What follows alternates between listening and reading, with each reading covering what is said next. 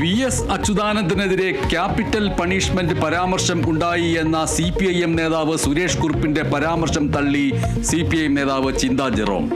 സമ്മേളനത്തിലോ ചർച്ചയിലോ അത്തരം പരാമർശം ഉണ്ടായിട്ടില്ല എന്ന് ചിന്താ ജെറോമിന്റെ വിശദീകരണം.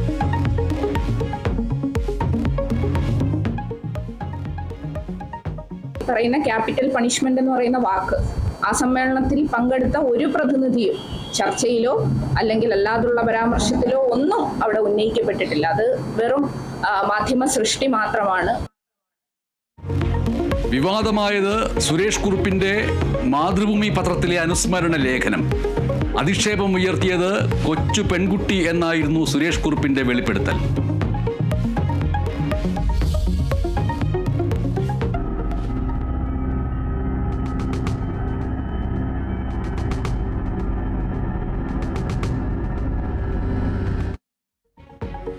ഗോവിന്ദച്ചാമി ജയിൽ ചാടുന്ന ദൃശ്യങ്ങൾ കേരള വിഷൻ ന്യൂസിന്.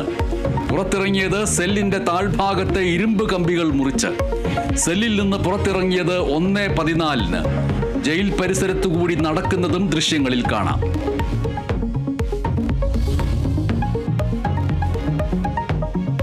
തേവലക്കര സ്കൂളിൽ വിദ്യാർത്ഥി വൈദ്യുതാഘാതമേറ്റ് മരിച്ച സംഭവത്തിൽ സുരക്ഷാ കമ്മീഷണറുടെ റിപ്പോർട്ട് വൈദ്യുതി മന്ത്രി തള്ളി.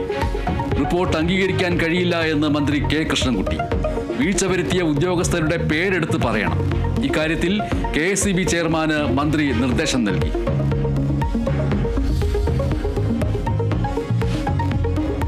മഴക്കെടുതി സംസ്ഥാനത്ത് രൂക്ഷം. ഇടുക്കി മൂന്നാർ ദേശീയപാതയിൽ വീണ്ടും മണ്ണിടിഞ്ഞു. താമരശ്ശേരി ചുരത്തിൽ മരവും പാറയും വീണു. തൃശൂർ പഴുന്നാനയിൽ കെട്ടിടം തകർന്നു വീണു. ആലപ്പുഴ ചെന്നിത്തല വെട്ടത്തുവിള LP സ്കൂളിന്റെ മതിൽ ഇടിഞ്ഞു. കോഴിക്കോട് മാവൂരിൽ വീടുകളിൽ വെള്ളം കയറി.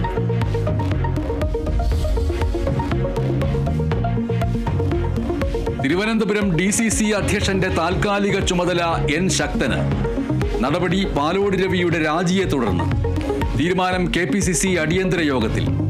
സ്ഥിരം അധ്യക്ഷൻ KPCC പുനഃസംഘടനയിൽ തീരുമാനമാവും.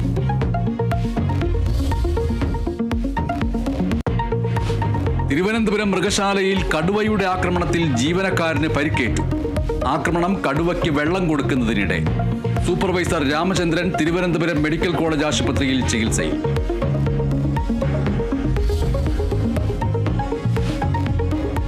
ഹരിദ്വാറിൽ ക്ഷേത്രത്തിൽ തിക്കിലും തിരക്കിലും 7 പേർ മരിച്ചു. അപകടം മാനസാദേവി ക്ഷേത്രത്തിൽ. നിരവധി പേർക്ക് പരിക്ക്. പലരുടെയും നില ഗുരുതരം. പരിക്കേറ്റവരെ ആശുപത്രിയിലേക്ക് മാറ്റി.